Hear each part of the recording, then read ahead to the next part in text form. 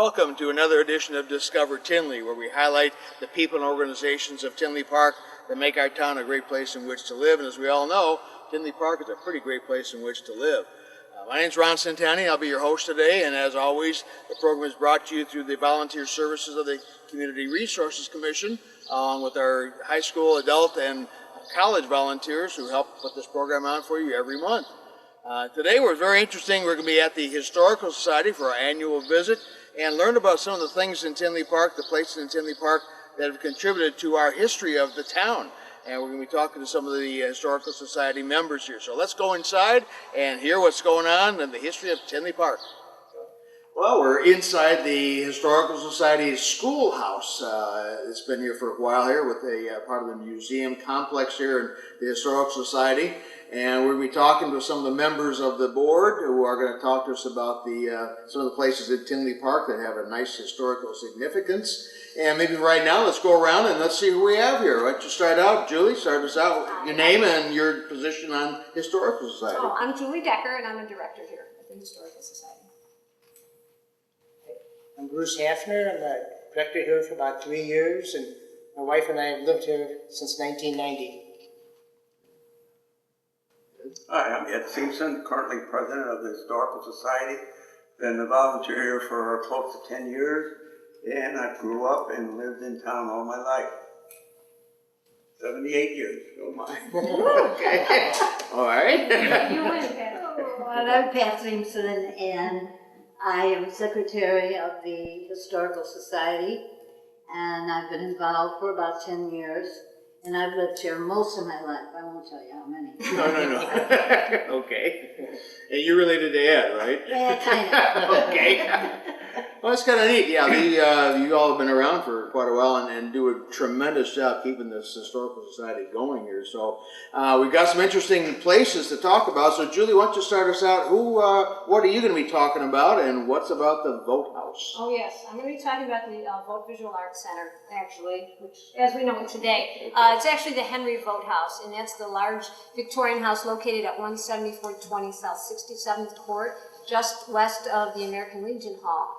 The house was built in 1882 by Henry Vote, and Henry Vote was a very influential businessman in our town. He was also the first mayor of our town.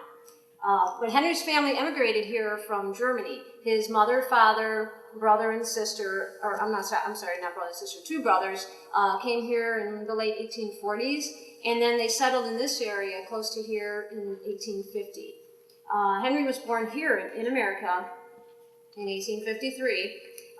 Sadly, a year after that, Henry's father passed away. He was believed to be the first man killed by the Rock Island train. So that was kind of tough on their dream of coming over here, but his mother remarried eventually to a man named John Lorenz. Now, unfortunately, again, for some reason, when Henry was 11 years old, John Lorenz drove him away from the house. And we really don't know any detail on that, but he ended up coming to town, close to where we are, to live with his brother Carl. Now, Carl had a tavern in town, and the tavern is located exactly on the property of our American Legion Hall today. So Carl had his saloon there, he had some living space above, and he had a little store on the back of it, and Henry lived upstairs there. Well, when Henry was 14, when he was 14, his mother decided to send him to school. So she sent him actually to school in Chicago to go to business school. And he attended there for 2 years. And then when the Great Chicago Fire happened, the store that Henry was clerking in there, he had got himself a job, that store burned. So Henry had to come back home. So he came back home here and lived with Carl. And he actually lived upstairs there until when he was 19, he actually bought the building. So he bought the building with the saloon and the little store there, and it was obvious at that time that Henry liked the idea of clerking because he started renting out the saloon to other people to run. He didn't like the bar end of the business. When he turned 21, he actually married a local girl named Matilda Willie, and they were living upstairs, still above that saloon, in 1882 when Henry went to New York, and he purchased 6 lots across the street to the west, and that's where the current house is today. So they had 2 children already and were expecting their third. So Henry had that house built, and in its day it was called the Mansion. It was the nicest house in town. When you would enter from the east side, you'd come underneath a large stained glass window that read H. Vote, 1882. There's a replica of it there today. You would come into a formal parlor and go back into a family parlor, and beyond that was a kitchen and a multi-use area. And all the bedrooms were upstairs. It says there were 6 bedrooms upstairs, and they had 7 children.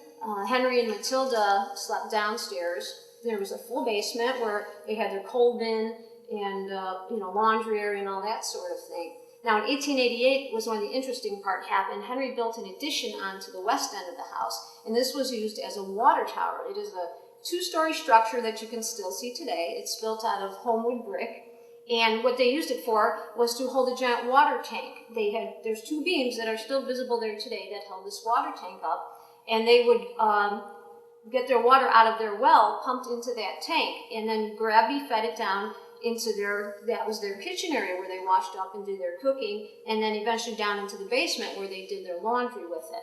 So that's one of the interesting things in the house. That's why they're able to boast that it was the first house in town to have indoor running water. Now, they did have to use a privy like everybody else, so they were kind of on that level still the same. But other than that, very wealthy family. 4 generations of Votes lived in that house, and it was 1994 when the Park District purchased the building, and it was a restaurant for approximately a year. And then in 1996, the Park District turned it into the Vote Visual Arts Center. So for 22 years now, we've had a local arts center and art gallery that belong to the Tinley Park District. Upstairs we do our art classes, and downstairs is a gallery that changes exhibits every month, and I'm really proud to say I took my first class there in 1998, which was 20 years ago, and I've been the director there of the gallery for the last 10 years.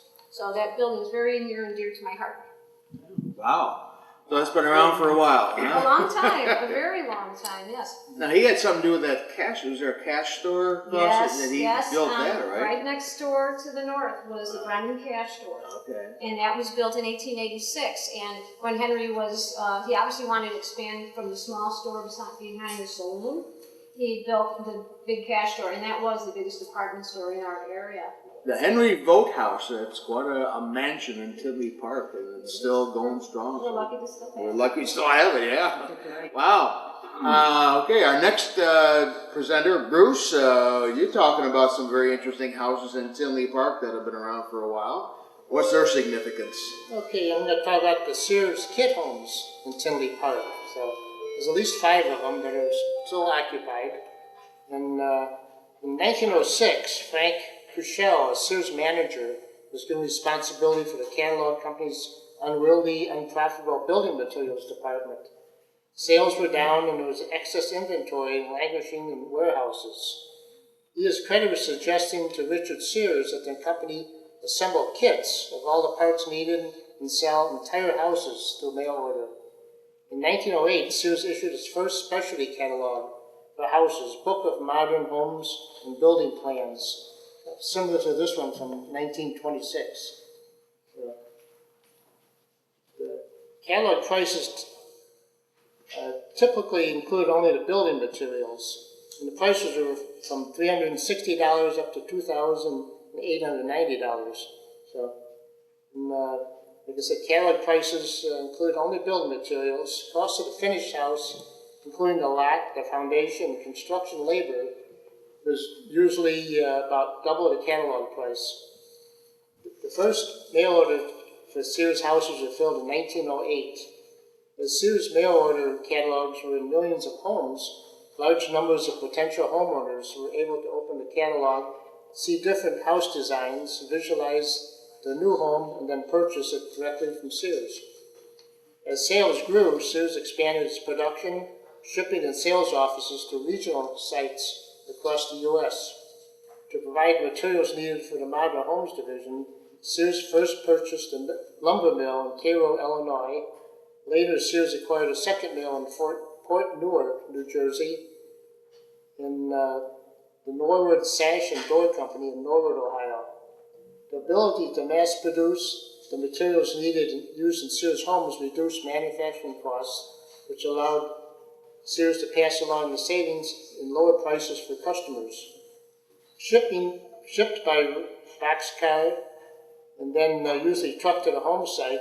The average Sears home had approximately 25 tons of materials with over 30,000 parts. These homes were marketed by Sears mail order calendar from 1908 to 1940. Sears provided building plans and materials to construct the homes. The materials were provided either as bulk lumber or more commonly as pre-cut framing boards. The latter are known as kit homes. The buyer received all the materials from one source: lumber, roofing, doors and windows, flooring, trim boards, hardwood, nails, and enough paint and varnish to put 2 coats on everything. In the days before home power tools, pre-cut homes represented enormous savings in labor and materials for the home buyer. Okay, who built them? Mail order homes were marketed to the buyer of modest means. Most purchasers were working class families buying a single home for themselves. Most were probably assembled by contractors, although buyers with sufficient carpentry skills could do it themselves. Some professionals ordered the larger homes or purchased custom designs from mail order companies. In 1912, Sears began offering financial plans.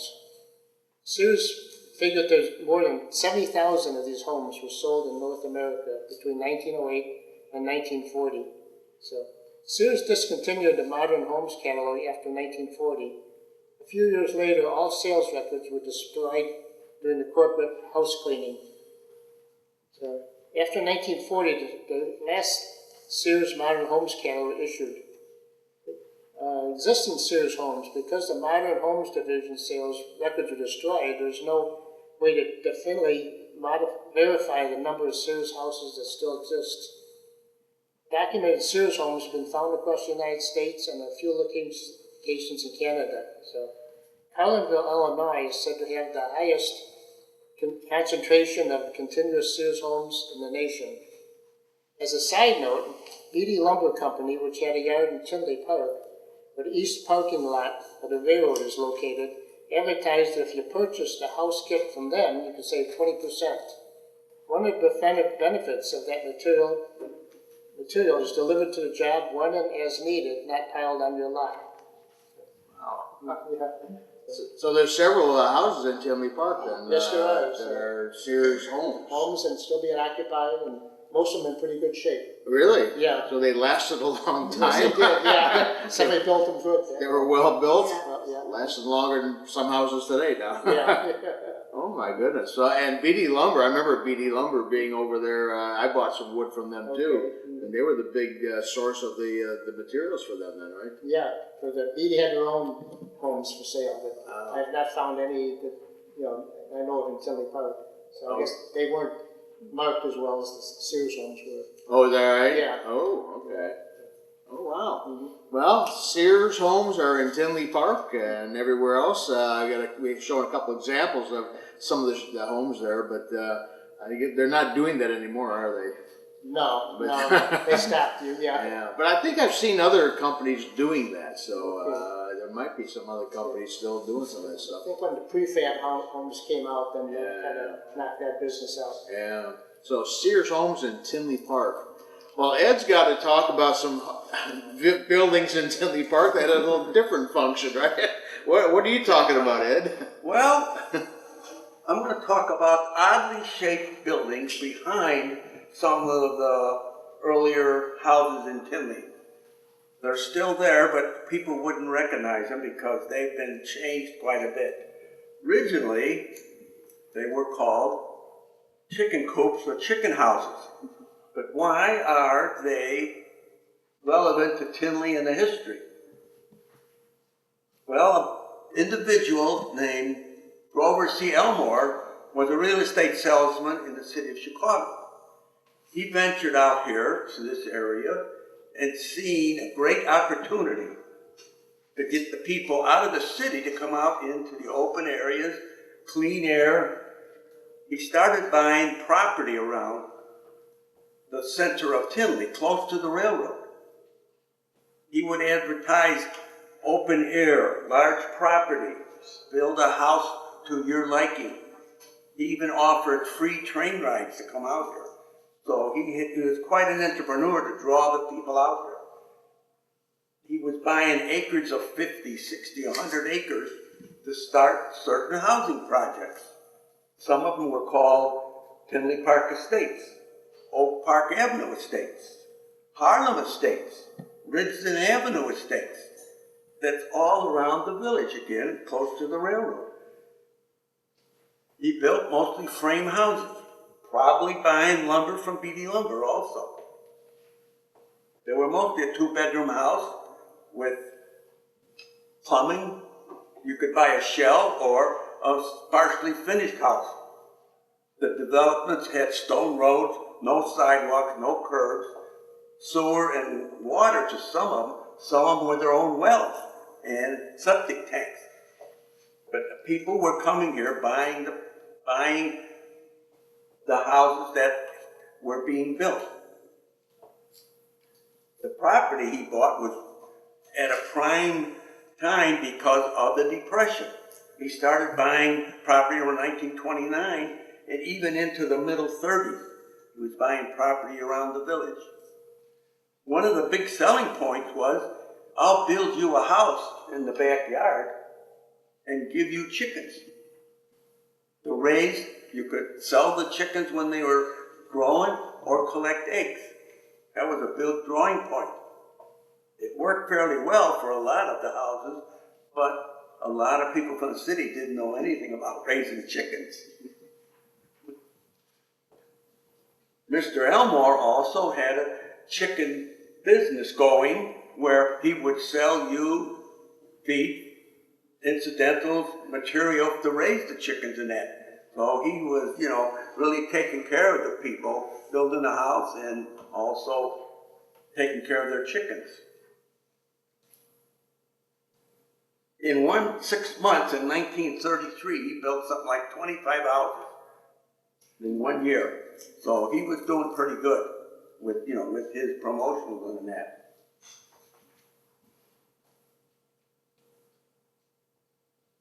There also was another individual in town, had a great business, chicken business going. It was John Foreman.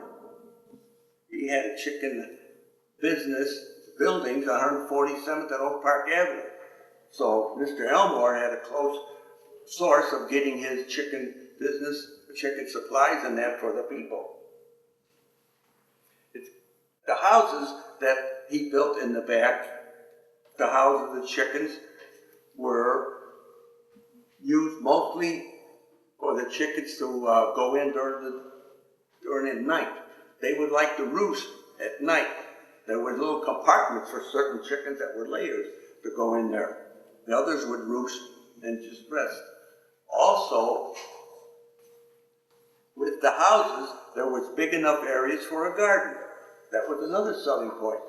Grow your own vegetables in that for your family or sell them. So he was quite an entrepreneur promoting, his business and getting the people out. It was a great source for new residents to come into the village at that time. In the late 20s, there was only around 600 to 800 people in town. So it started growing quite a bit just with the draw of the open air property and houses, the chickens and the gardens.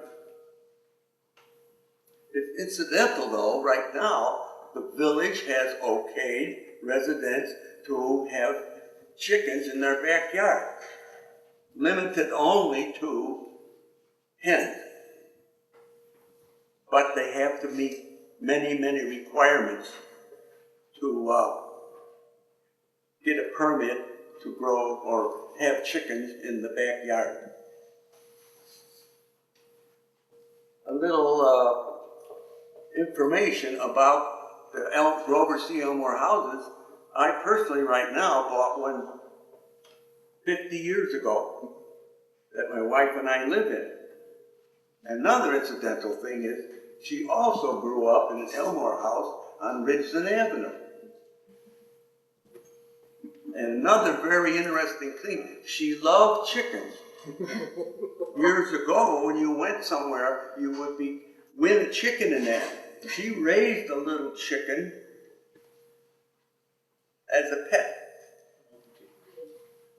Would take it on a walk down the street on a leash. I mean, it was great for children, you know, with the chickens, and you know, and the chicken houses promoted such a great thing for the village and helped it grow.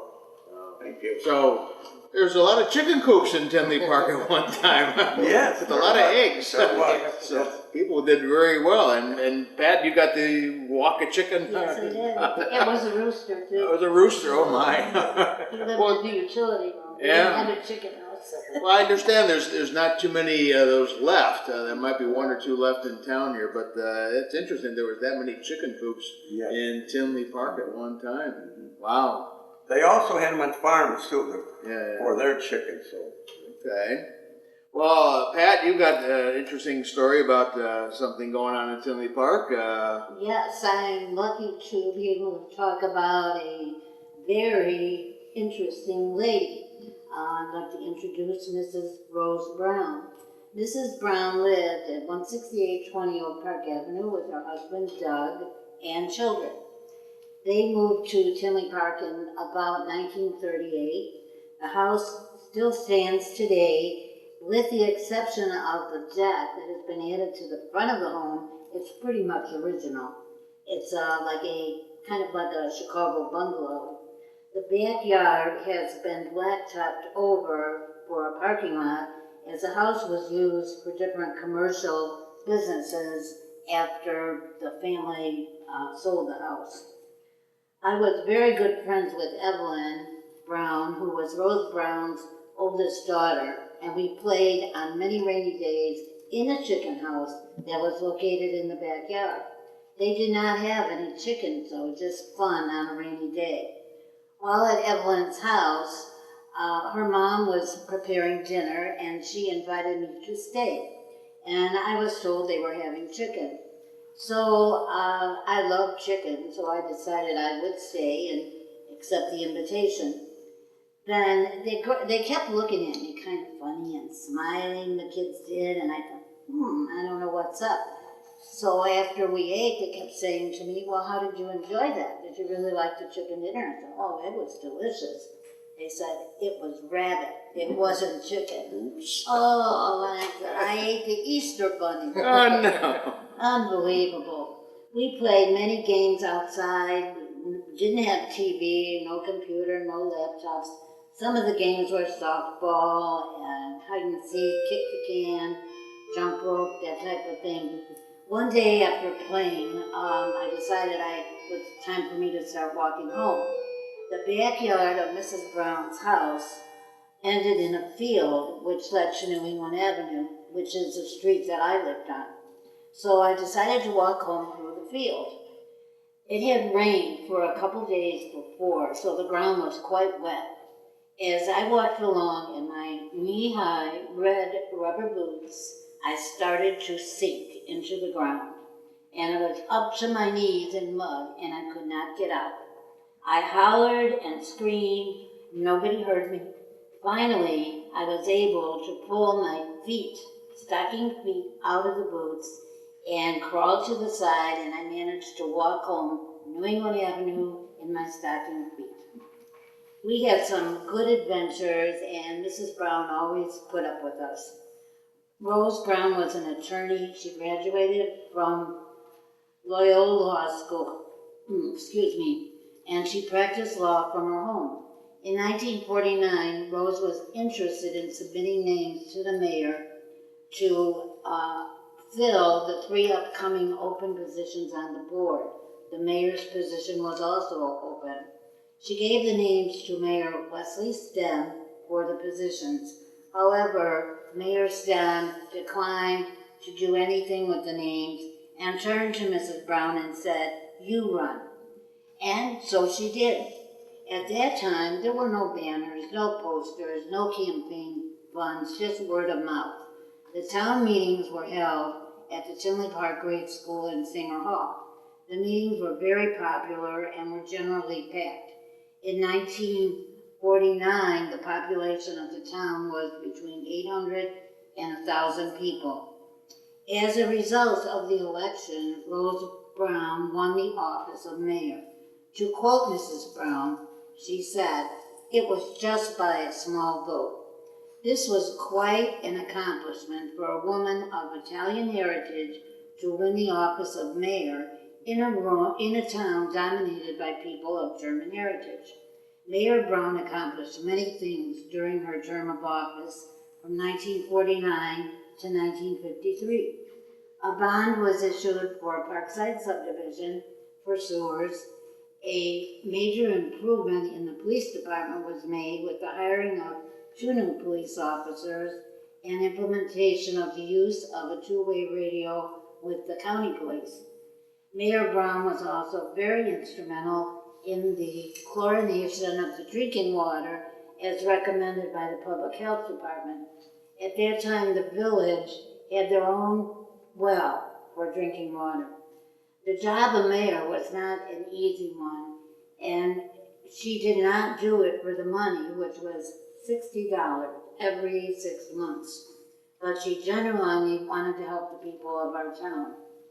In 1952, tragedy struck as Mayor Brown's brother, Anthony Ippolito, and his wife, Camille, were killed in a train wreck in Wyoming.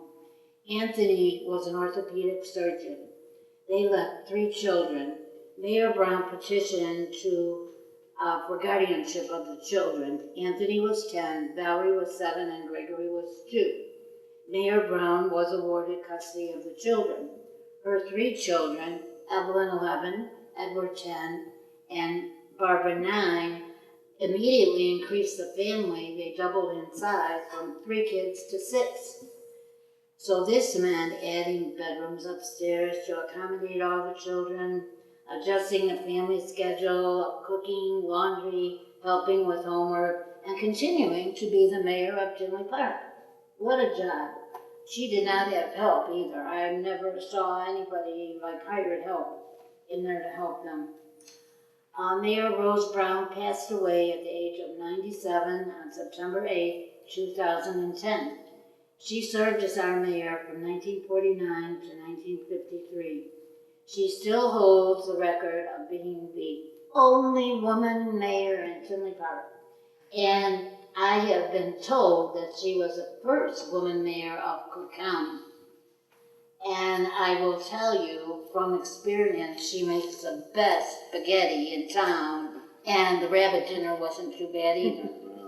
So Rose Brown, first woman mayor of Tinley Park, so Tinley Park was up to date back in those years. Yes, we sure, well, we're way ahead. Yeah. Still no ladies. Now, briefly talk about the Historical Society. Where are you at, and what's the hours? Okay, we're located at 6727 174th Street, across from the Oak Park Avenue train station. Our phone number is 708-429-4210. Our hours are every Wednesday from 10 to 2, the first Sunday of every month from 1 to 3, and the second Thursday evening from 6 to 8. We have some upcoming events. We're going to have a day in the old one-room schoolhouse on Sunday, September 16th, from 12 to 4. This is for children in grades 1 to 8, and they can experience what it was like in the 1800s one-room schoolhouse, or 1900s I should say. Use a quill pen and write on the chalkboard and more. It'll be limited to registration, and to register or for more information, you can call 708-532-6835. We are limited to 20 children. Wow, so a lot of interesting things about Tinley Park here, the old Tinley and the people who've been around for a while and what they've done. Thank you all for what you're doing for the Historical Society and helping us out today, and hope you come and visit the museum here. It's a tremendous asset to Tinley Park. Thanks for watching Discover Tinley, and we'll see you next month.